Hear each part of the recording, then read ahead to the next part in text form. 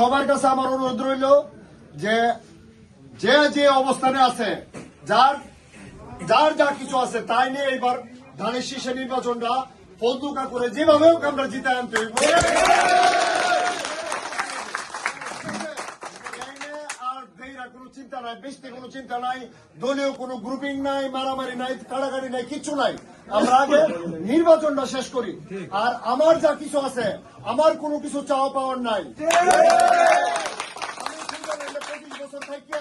আমি বহুত টাকা কামাইছি, আমার আল্লাহ দিলে বহুত কিছু আছে। আমার কোন অন্তে চাঁদাবাজিও করার লাগতো না। আর 5 তারিখের পরে আমার কোন চেহারার পরিবর্তন হয়েছে না।